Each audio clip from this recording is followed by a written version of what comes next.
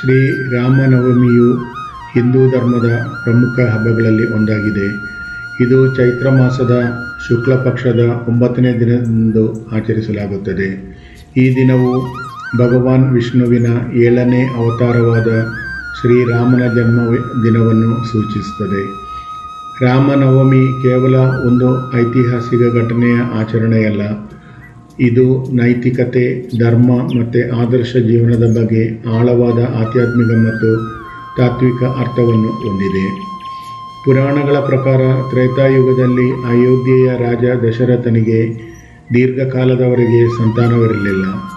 ನಂತರ ಅವರು ಋಷಿಗಳ ಸಲಹೆಯ ಮೇರೆಗೆ ಪುತ್ರಕಾಮೇಷ್ಟಿ ಯಜ್ಞವನ್ನು ಮಾಡಿದರು. ಯಜ್ಞದ ನಂತರ ದಶರಥನ 3 ಪತ್ನಿಯರು ಅಂದರೆ ಕೌಸಲ್ಯ, ಕೈಕೇಯಿ ಮತ್ತು ಸುಮಿತ್ರ ಗರ್ಭಿಣಿಯಾದರು. ಕೌಸಲ್ಯಾಗೆ ರಾಮ, ಕೈಕೇಯಿಗೆ ಭರತ ಮತ್ತು ಸುಮಿತ್ರಾಗೆ ಲಕ್ಷ್ಮಣ ಮತ್ತು ಶತ್ರುಘ್ನ ಎಂಬ ಪುತ್ರರು ಜನಿಸಿದರು. ಶ್ರೀರಾಮನು ಚೈತ್ರ ಮಾಸದ ಶುಕ್ಲ ಪಕ್ಷದ ನವಮಿಯಂದು ಮಧ್ಯಾಹ್ನದ ಸಮಯದಲ್ಲಿ ಜನಿಸಿದನು. ರಾಮನವಮಿಯ ದಿನದಂದು ಭಕ್ತರು ಬೆಳಿಗ್ಗೆ ಬೇಗನೆ ಎದ್ದು ಸ್ನಾನ ಮಾಡಿ ಶುದ್ಧ ಬಟ್ಟೆ ಧರಿಸಿ ಶ್ರೀರಾಮ, ಸೀತೆ ಮತ್ತು ಲಕ್ಷ್ಮಣರ ಮೂರ್ತಿಗಳನ್ನು ಅಲಂಕರಿಸುತ್ತಾರೆ. ದೇವಸ್ಥಾನಗಳಿಗೆ ಹೋಗಿ ವಿಶೇಷ ಪೂಜೆ, ಭಜನೆ ಮತ್ತು ಕೀರ್ತನೆಗಳನ್ನು ಹಾಡುತ್ತಾರೆ. ಶ್ರೀರಾಮನ ಜೀವನದ ಕಥೆಗಳನ್ನು ಹೇಳುವ ರಾಮಾಯಣ ಪಠನ ಮಾಡುತ್ತಾರೆ. ಭಕ್ತರು ಉಪವಾಸವನ್ನು ಮಾಡುತ್ತಾರೆ. ಮಧ್ಯಾಹ್ನದ ಸಮಯದಲ್ಲಿ ರಾಮನ ಜನನವನ್ನು ಆಚರಿಸಲಾಗುತ್ತದೆ. ಪಂಚಾಮೃತ, ನೈವೇದ್ಯ ಮತ್ತು ಸಿಹಿ ತಿಂಡಿಗಳನ್ನು ದೇವರಿಗೆ ಅರ್ಪಿಸಿ ಭಕ್ತರಿಗೆ ಹಂಚುತ್ತಾರೆ. ಈ ದಿನವು ಭಗವಾನ್ ವಿಷ್ಣುವಿನ 7ನೇ ಅವತಾರವಾದ ಶ್ರೀರಾಮನ ಜನ್ಮದಿನವನ್ನು ಸೂಚಿಸುತ್ತದೆ. ರಾಮನವಮಿ ಕೇವಲ ಒಂದು ಐತಿಹಾಸಿಕ ಘಟನೆಯ ಆಚರಣೆಯಲ್ಲ, ಇದು ನೈತಿಕತೆ, ಧರ್ಮ ಮತ್ತು ಆದರ್ಶ ಜೀವನದ ಬಗ್ಗೆ ಆಳವಾದ ಆಧ್ಯಾತ್ಮಿಕ ಮತ್ತು ತಾತ್ವಿಕ ಅರ್ಥವನ್ನು ಹೊಂದಿದೆ. ಶ್ರೀರಾಮನ ಅವತಾರದ ಮುಖ್ಯ ಉದ್ದೇಶವೆಂದರೆ ಭೂಮಿಯ ಮೇಲೆ ಧರ್ಮವನ್ನು ಪುನಃಸ್ಥಾಪಿಸುವುದು. ರಾವಣನಂತಹ ರಾಕ್ಷಸರನ್ನು ಸಂಹಾರ ಮಾಡಿ ಸತ್ಯ ಮತ್ತು ನ್ಯಾಯವನ್ನು ಎತ್ತಿ ಹಿಡಿಯುವುದು. ರಾಮನು ಧರ್ಮದ ಸಾಕಾರ ರೂಪವಾಗಿದ್ದು, ಅವನ ಜೀವನವು ನಮಗೆ ಧರ್ಮದ ಹಾದಿಯಲ್ಲಿ ನಡೆಯಲು ಪ್ರೇರೇಪಣೆಯನ್ನು ನೀಡುತ್ತದೆ. ಶ್ರೀರಾಮನು ಆದರ್ಶ ಮಗ, ಆದರ್ಶ ಸಹೋದರ, ಆದರ್ಶ ಪತಿ ಮತ್ತು ಆದರ್ಶ ರಾಜ.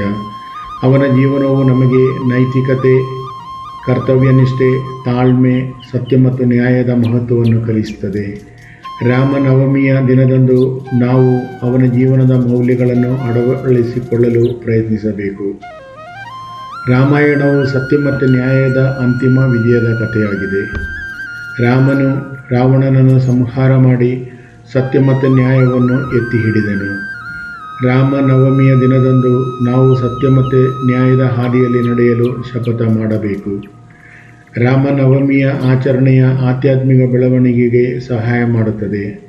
ಶ್ರೀರಾಮ ಭಜನೆ, ಕೀರ್ತನೆ ಮತ್ತು ರಾಮಾಯಣ ಪಠಣವು ನಮ್ಮ ಮನಸ್ಸನ್ನು ಶಾಂತಗೊಳಿಸಿ ದೇವರಿಗೆ ಹತ್ತಿರವಾಗಲು ಸಹಾಯ ಮಾಡುತ್ತದೆ. ಈ ದಿನವು ನಮ್ಮನ್ನು ಧಾರ್ಮಿಕ ಮತ್ತು ಆಧ್ಯಾತ್ಮಿಕ ಜೀವನದ ಕಡೆಗೆ ಪ್ರೇರೇಪಿಸುತ್ತದೆ. ರಾಮರಾಜ್ಯ ಎಂಬುದು ಸುಖ, ಶಾಂತಿ, ಸಮೃದ್ಧಿ ಮತ್ತು ನ್ಯಾಯದ ಆದರ್ಶ ಸಮಾಜದ ಪರಿಕಲ್ಪನೆಯಾಗಿದೆ. ಶ್ರೀರಾಮನು ಅಯೋಧ್ಯೆಯನ್ನು ಆಳಿದಾಗ ರಾಮರಾಜ್ಯವನ್ನು ಸ್ಥಾಪಿಸಿದನು. ರಾಮನವಮಿಯ ದಿನದಂದು ನಾವು ನಮ್ಮ ಸಮಾಜವನ್ನು ರಾಮರಾಜ್ಯದಂತೆ ಮಾಡಲು ಪ್ರಯತ್ನಿಸಬೇಕು. ರಾಮನವಮಿಯ ದಿನದಂದು ನಾವು ಶ್ರೀರಾಮನ ಜೀವನ ಮತ್ತು ಬೋಧನೆಗಳ ಬಗ್ಗೆ ಆಳವಾಗಿ ಚಿಂತನೆ ಮಾಡಬೇಕು. ಅವನ ನೈತಿಕ ಮೌಲ್ಯಗಳನ್ನು ನಮ್ಮ ಜೀವನದಲ್ಲಿ ಅಳವಡಿಸಿಕೊಳ್ಳಲು ಪ್ರಯತ್ನಿಸಬೇಕು. ಈ ಹಬ್ಬವು ನಮಗೆ ಸತ್ಯ, ನ್ಯಾಯ, ತಾಳ್ಮೆ ಮತ್ತು ಕರ್ತವ್ಯನಿಷ್ಠೆಯ ಮಹತ್ವವನ್ನು ನೆನಪಿಸುತ್ತದೆ. ರಾಮನವಮಿಯು ನಮಗೆ ಆಧ್ಯಾತ್ಮಿಕ ಬೆಳವಣಿಗೆಗೆ ಮತ್ತು ಧಾರ್ಮಿಕ ಜೀವನದ ಕಡೆಗೆ ಸಾಗಲು ಪ್ರೇರಣೆ ನೀಡುತ್ತದೆ. ಈ ಹಬ್ಬವು ನಮಗೆ ಸಮಾಜವನ್ನು ಸುಖ, ಶಾಂತಿ ಮತ್ತು ಸಮೃದ್ಧಿಯಿಂದ ಕೂಡಿದ ರಾಮರಾಜ್ಯದಂತೆ ಮಾಡಲು ಸ್ಫೂರ್ತಿಯನ್ನು ನೀಡುತ್ತದೆ. ರಾಮನವಮಿಯು ಕೇವಲ ಒಂದು ಹಬ್ಬವಲ್ಲ, ಇದು ನಮ್ಮ ಜೀವನವನ್ನು ಅರ್ಥಪೂರ್ಣವಾಗಿಸಲು ಸಹಾಯ ಮಾಡುವ ಒಂದು ಆಧ್ಯಾತ್ಮಿಕ ಮತ್ತು ತಾತ್ವಿಕ ಮಾರ್ಗದರ್ಶಿಯಾಗಿದೆ. ಈ ಹಬ್ಬದ ದಿನದಂದು ನಾವು ಶ್ರೀರಾಮನ ಜೀವನ ಮೌಲ್ಯಗಳನ್ನು ಅಳವಡಿಸಿಕೊಳ್ಳಲು ಮತ್ತು ಧರ್ಮದ ಹಾದಿಯಲ್ಲಿ ನಡೆಯಲು ಶಪಥ ಮಾಡೋಣ. ಎಲ್ಲರಿಗೂ ಶ್ರೀರಾಮನವಮಿಯ ಶುಭಾಶಯಗಳು.